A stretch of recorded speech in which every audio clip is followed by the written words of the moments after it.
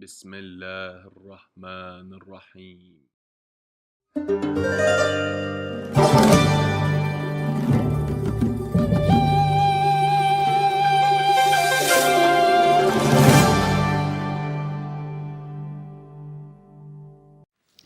بسم الله الرحمن الرحيم. الحمد لله رب العالمين، والصلاة والسلام على أشرف الأنبياء والمرسلين، حبيبي وحبيب إله العالمين أبي القاسم محمد. اللهم صل على محمد وعلى أهل بيته الطيبين الطاهرين المعصومين الذين ذهب الله عنهم الرجس وطهرهم تطهيرا.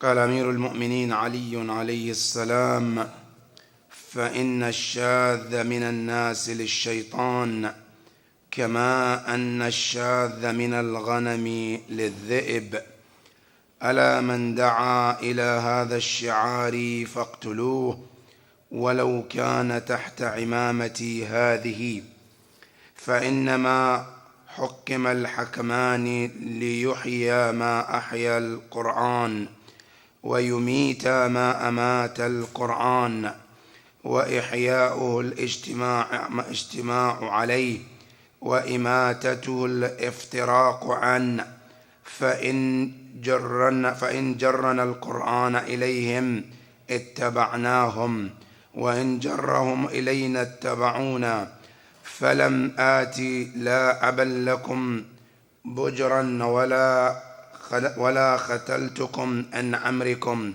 ولا لبسته عليكم، إنما اجتمع رأي ملئكم على اختيار رجلين أخذنا عليهما ألا يتعديا القرآن، فتاها عنه وترك الحق وهما يبصرانه، وكان الجور هواهما فمضيا عليه، وقد سبق استثناؤنا عليهما في الحكومة بالعدل والصمد للحق سوء رأيهما وجور حكمهما.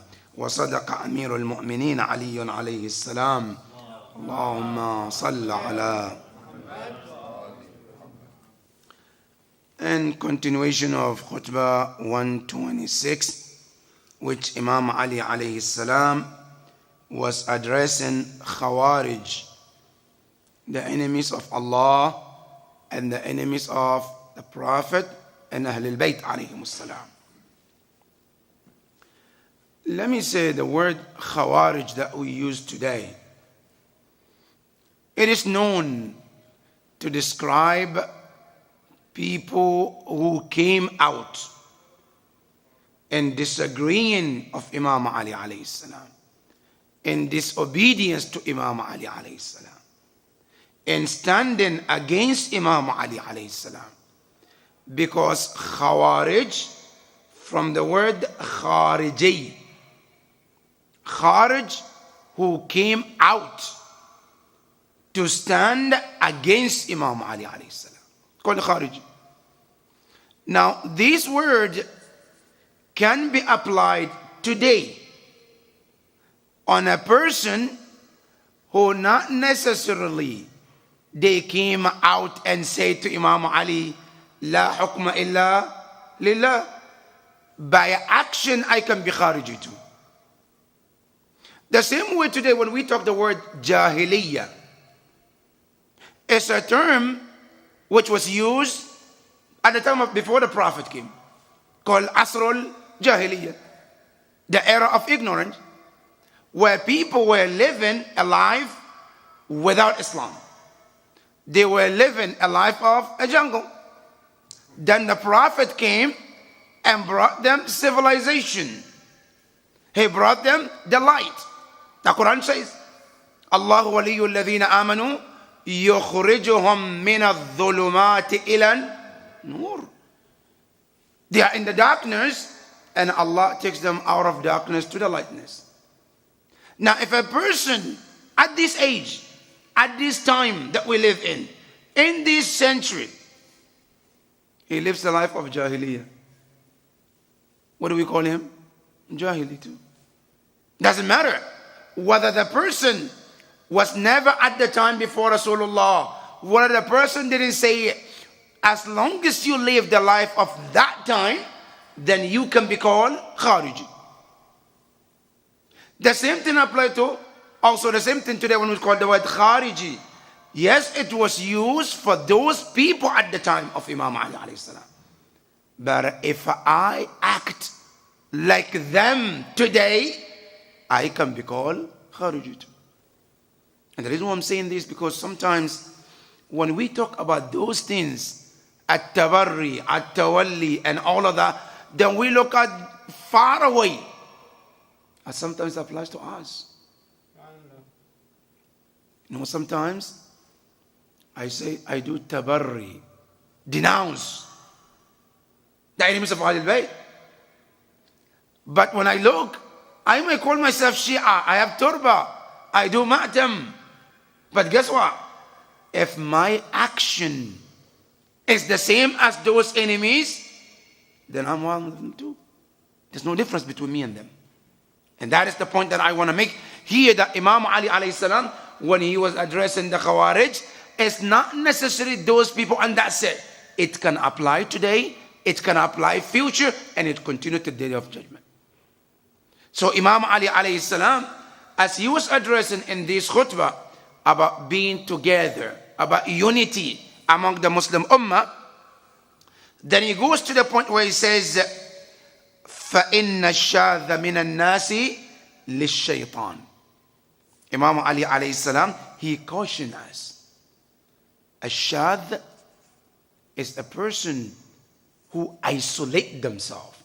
Shadda, to isolate, to be alone, without the group, without the people, thinking that you can be surviving alone. Never, you cannot.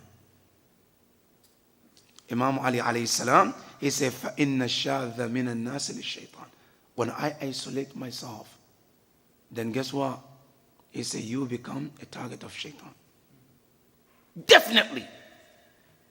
That is why you see in Islam, Islam encourages to do things in jama'ah. Salat, jama'ah. Hajj, jama'ah. Ramadan, jama'ah. All of this, there's a wisdom behind it. When you are as a jama'ah praying, it's hard for shaitan to come in. And that is why even in standing in line, they say come closer to each other. Because it doesn't give shaitan a chance to come in to what? To interrupt to any one of you. But when you pray alone, you become easy target. Sometimes when I say Allahu Akbar, Allah, I'm opening the doors of thoughts. Then I started thinking about this, that, wondering one after the other. At the time I say Assalamu, I don't even know if I did it right or not. But if I pray in Jama'ah, it has its own impact. Even in Salat al-Jama'ah.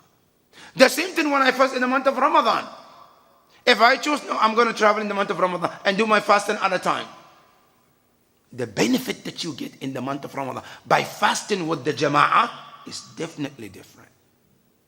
The same thing when you go to Hajj. Those of us who have been to Hajj, you can tell. When you go to Umrah, the spirit is different. Versus when you go to Hajj. The Hajj, the crowd, the people, the group. When you look at the crowd inside the Mecca, around the Kaaba, and you see every color is around it. You're walking from Arafat to Muzdalifah, and you look left and right, and you see ocean of people. All of them aiming one thing. Different colors, different languages, different cultures, different of everything. But one aim. That scene itself, it has its impact on him. So every ibadah that Islam said you should do a jama'ah, the impact is different. Versus when you go there for Umrah, you and your wife, you go, you make your, ihram, you walk in there, you must see a few people here and there, but the impact is not as the way it is in the Hajj. That is why Islam emphasizes on jama'ah. Even when we come, when we perform Salat al-Jama'ah, especially Fajr. one of the thinkers, I believe from France, he was saying, if Muslims, a day comes, they understand the power of their jama'ah. He said that is the day that the Christians and the Jew have to pack and leave. If Muslims to understand the power of their jama'ah, the salat al-jama'ah, he said if they understand, he said then you have no room for the Muslims anymore. That is how much powerful this is, but how much we understand in this.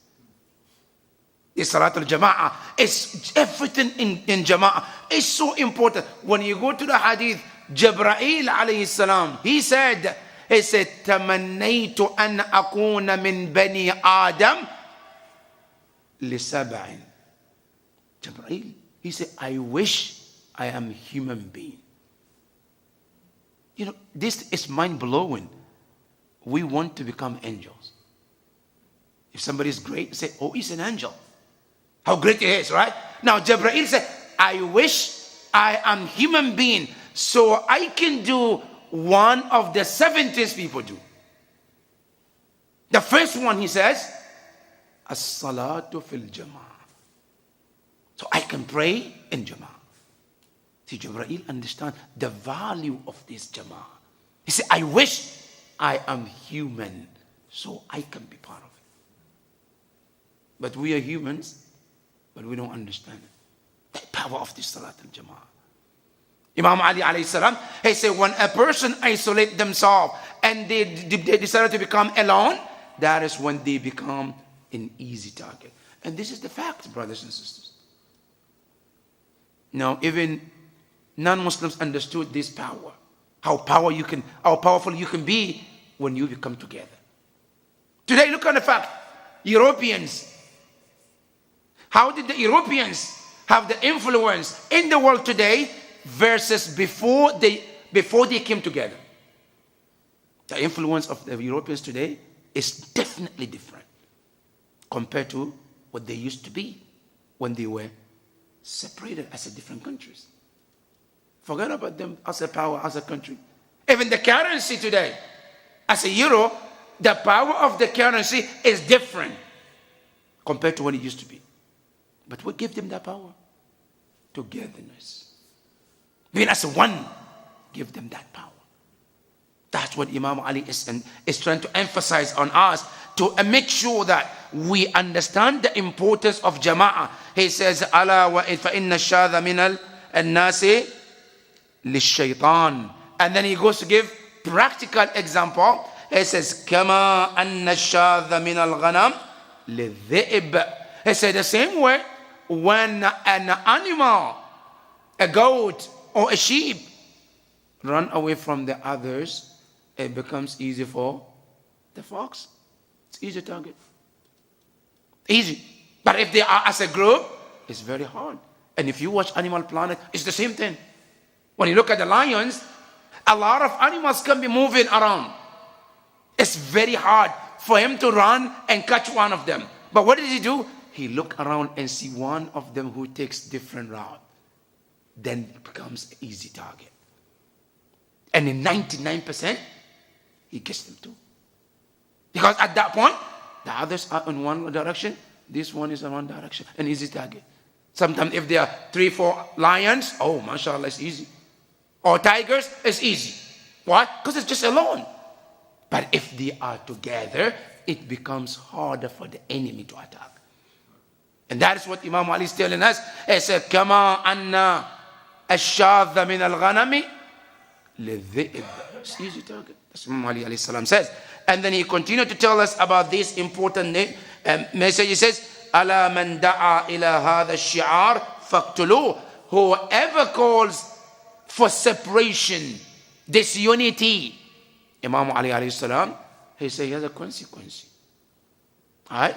If you have Islamic State, you have a ruling government according to Islam, according to the Sharia, and there's a person who is causing fitna, who is causing disunity among the ummah, he said, then the Islamic government has the right to deal with the person in any way that it's fit. One of them, even it take the person to the death. Because, when people become divided, that is when they become weakened. When they become weak, that's when they become easy target. And that is why we all heard about it, right? It's a divide and conquer, divide and rule. It's easy, right? When you look at those people who came and colonized different countries, how did they do? The first time they come into the country, the first thing they do is to divide. And how it's amazing when you read British and how did the British do to some of the African countries when they come to cause fitna and division. They go to the tribes which are nothing in the society to make them something. So that way, the ones who are considered leaders of the society or the country, they say, how come you putting this guy there? Who's supposed to be the leader, right? Then now you can start fighting.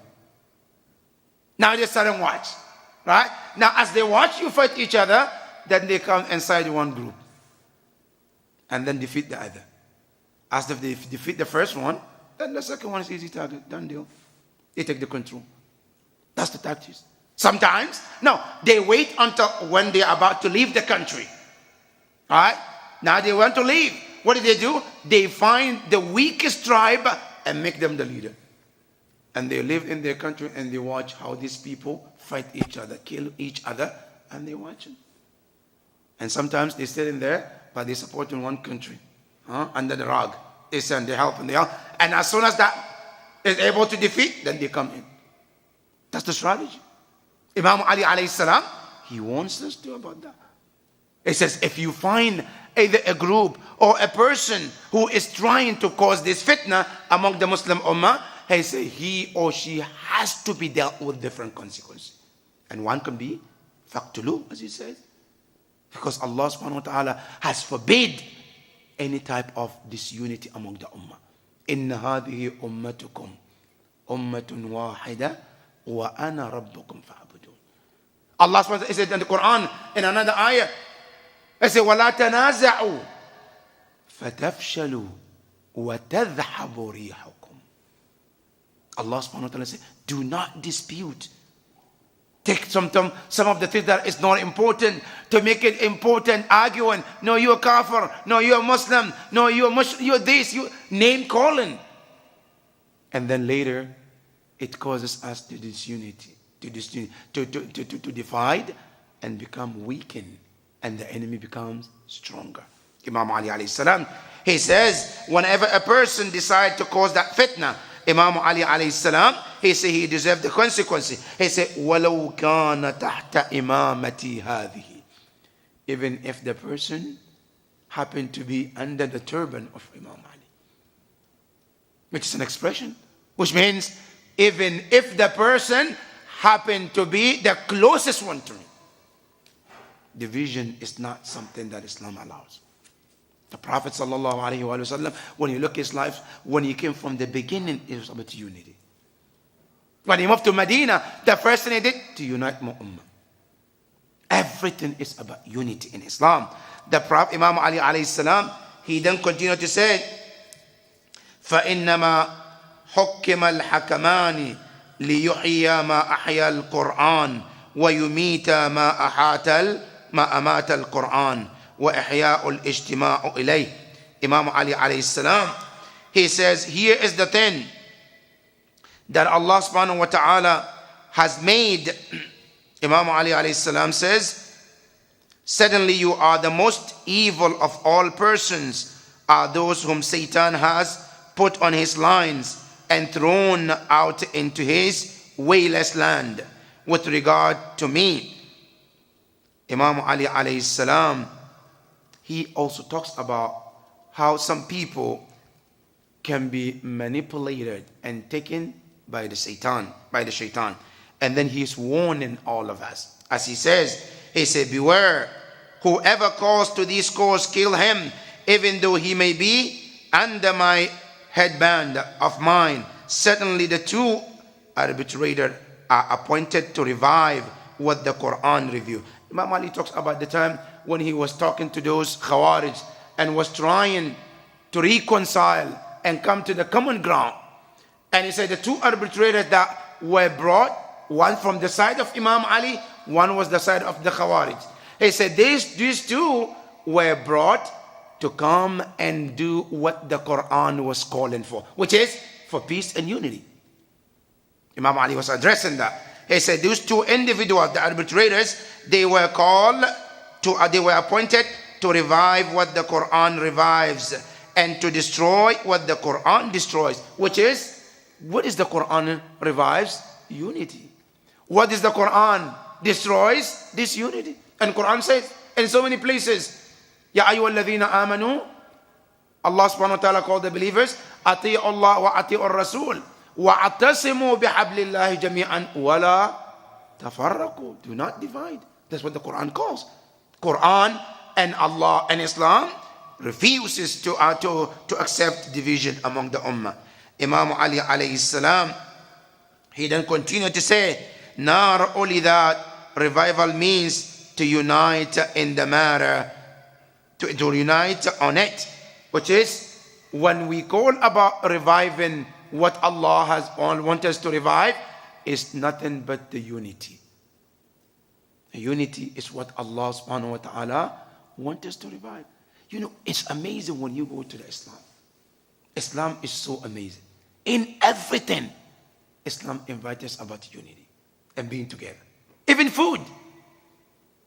You know, the Prophet tells us in eating, you know, here, one of our custom, we want to eat, you know, even sometimes this practice is supposed to be even in the family.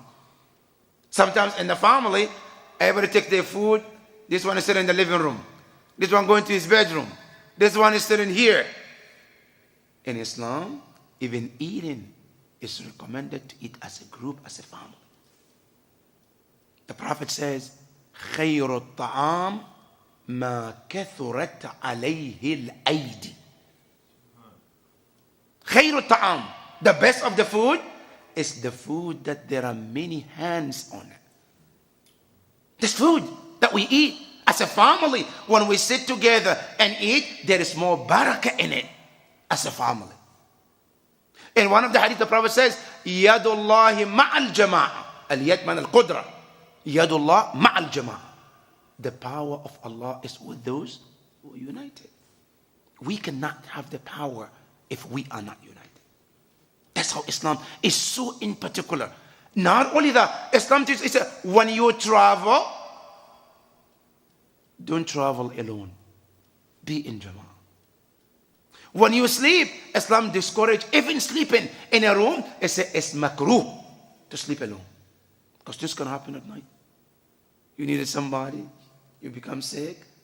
He said, make sure that there is somebody with you in the house. That's how much Islam is into togetherness. That is what the Quran and Ahlul Bayt alayhim as-salam emphasize on, being together. And Imam Ali alayhi salam also emphasized in today. Today, if you see any person, whether it's a group, whether it's a country, and they are calling for division, then you know that they are the agent of shaitan.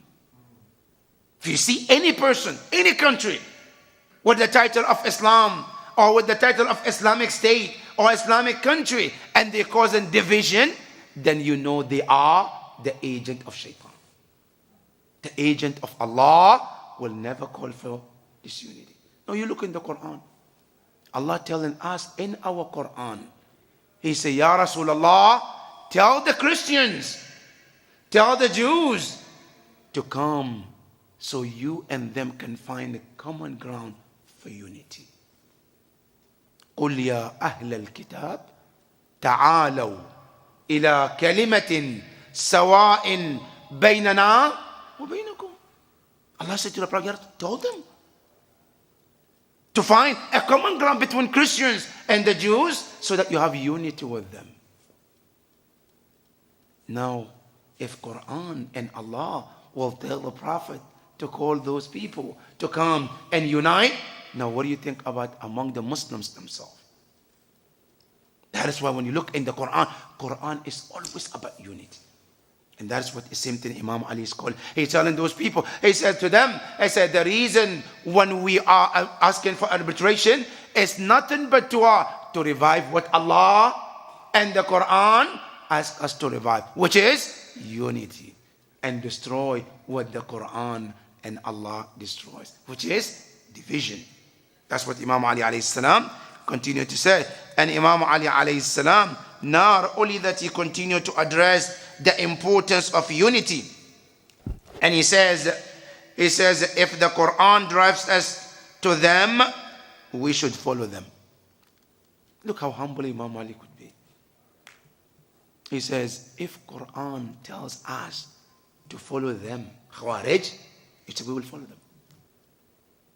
But guess what? Quran didn't tell us to do that. If Quran, Imam Ali, this khutbah is so amazing. There is a qaida in fiqh.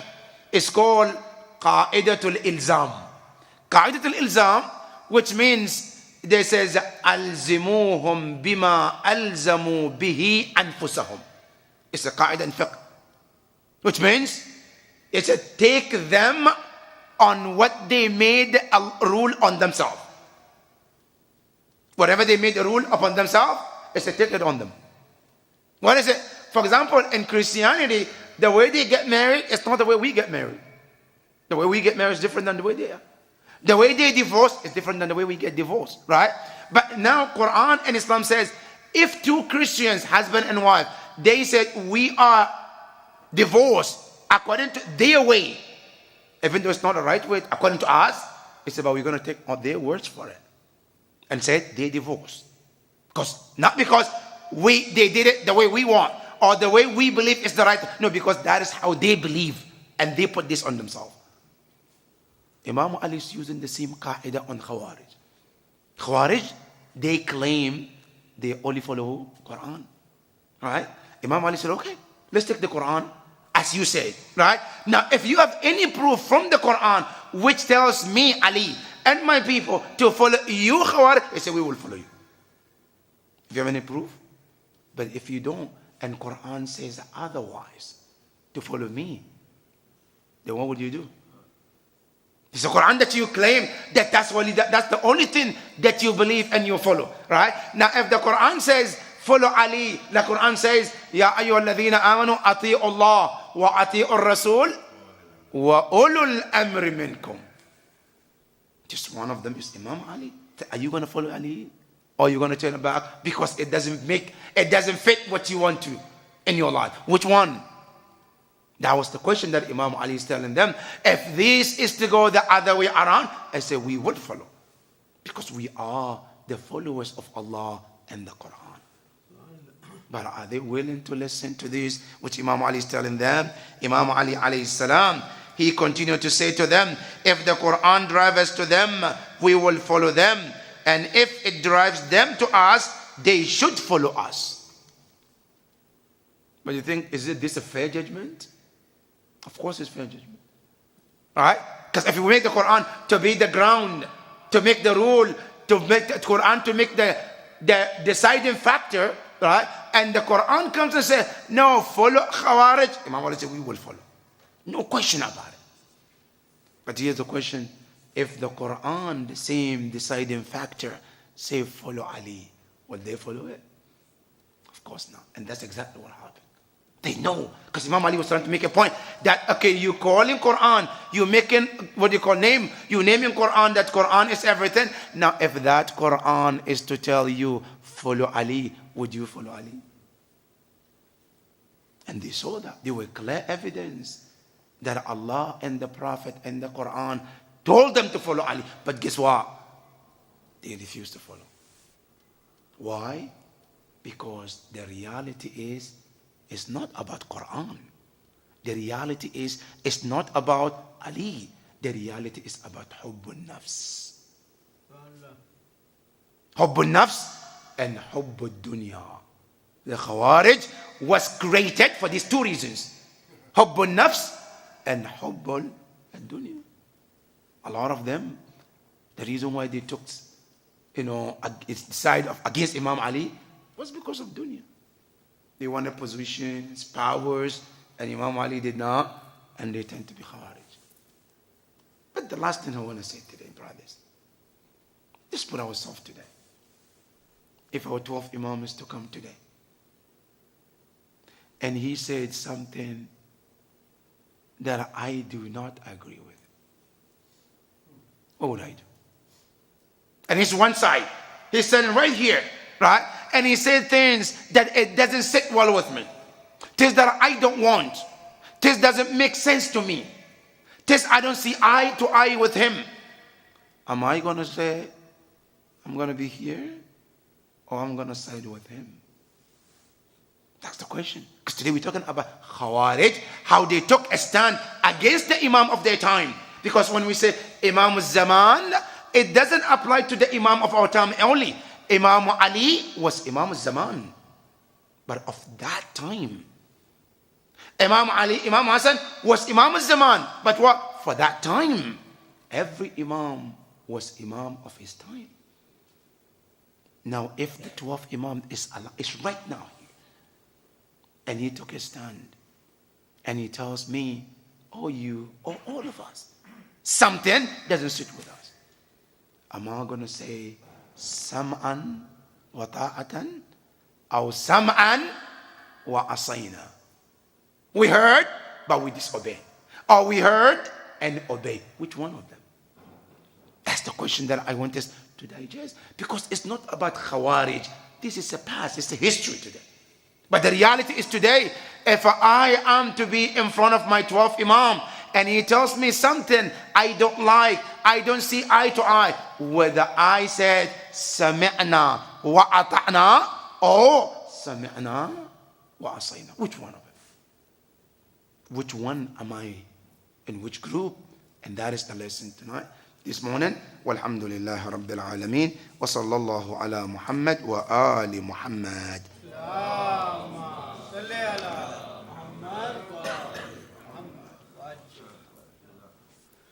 Sisters, do you have any questions, comments? Sheikh, I just had one question. Yes. That terminology. We call them Khawarij. Yes. And those are rejectors. Right? Some of the Sunni scholars have called us Rafidi. Cause what? Rafidi. Rafidi, yes. Right. So what's the difference between those terminologies? Ar-Rafid is to refuse. Okay. And it is talking about the Shia who refused to accept the leadership of Abu Bakr and Umar and Uthman. الذين رفضوا خلافة أبو بكر وعمر وعثمان. They refused to accept them. That's what they call them, Khawarij. Now, here in this sense, what we say is that we did not refuse or deny their legitimacy because of ourselves. It's because Allah and the Prophet did not elect them. That's the only thing. Because if today Allah is to tell us with the clear evidence from the Quran and say follow Abu Bakr, why are we not going to follow him? Of course we will. Because the religion is not about the choice, it's about what he says. If today Allah to tell us not only that, follow. See, brothers, go to the history. When the Prophet put Osama bin Zayd and told the Mu'mineen and Muslims, follow Osama bin Zayd, even though he was the youngest, do we have a choice to say, no, why are we not? Who are we to say that? وَمَا كَانَ لِمُؤْمِنٍ وَلَا مُؤْمِنَةٍ إِذَا قَضَى اللَّهَ وَرَسُولَهُ أَمْرًا أَنْ يَكُونَ لَهُمُ الْخِيرَةُ مِنْ أَمْرِهِ وَمَنْ يَعْصِ اللَّهَ وَرَسُولَهُ فَقَدْ ضَلَّ ضَلَالًا مُبِينًا.